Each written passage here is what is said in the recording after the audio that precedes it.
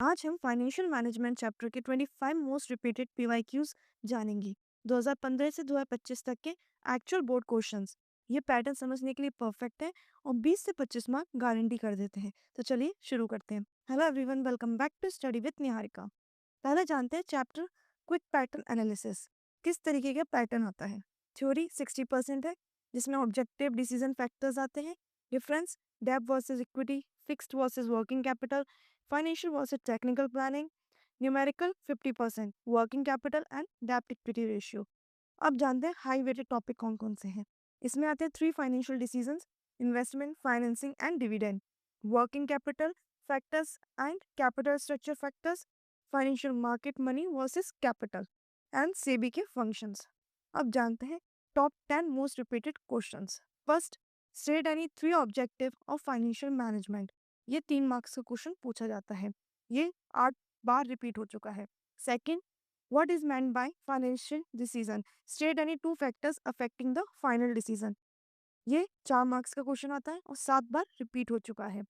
Question third, differentiate between fix capital and working capital on the basis of any 5 points. ये 5 marks का question पूछा जाता है और ये बोर्ड में अभी तक 6 टाइम रिपीट हो चुका है। Question number fourth, working capital numerical. Fifth, SEBI protect the interest of investor in the securities market. Explain by giving any 3 functions. ये 3 मार्क्स का क्वेश्चन आ सकता है।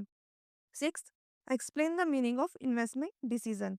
Question number 7th, state any 3 factors affecting the working capital requirements.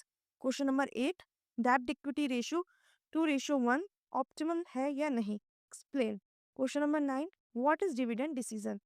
And question 10, most important, explain the factor affecting the choice of capital structure.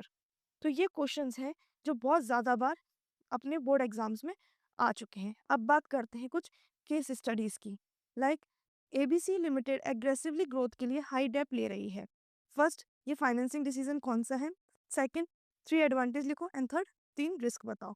तो इसके आप answer ऐसे दे सकते हो। फर्स्ट होगा डेथ फाइनेंसिंग डिसीजन। इसके लिए एडवांटेज है tax benefit, no ownership dilution and trading on equity. 3 risk कौन कौन से हैं।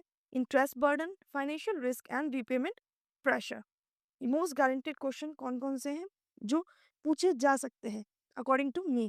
फर्स्ट, सेबी के 4 functions, working capital factors, capital structure factors, financing versus non financial incentives, money versus capital market and working capital numericals. एक आपको exam writing का hack देती हूँ। पहले डेफिनेशन लिखो, देन हेडिंग में ऑब्जेक्टिव फैक्टर डिफरेंसेस जो भी पूछा जा सकता है, देन नंबरिंग में पॉइंट्स लिखो एंड टेबल बना होगा कंपैरिजन में दिया हो। एक एग्जाम्पल ज़रूर लिखना एंड कंक्लूजन में एक लाइन इंपॉर्टेंस की ज़रूर लिखना। इससे आपको बहुत बढ़िया मार्क्स मिल सकते हैं।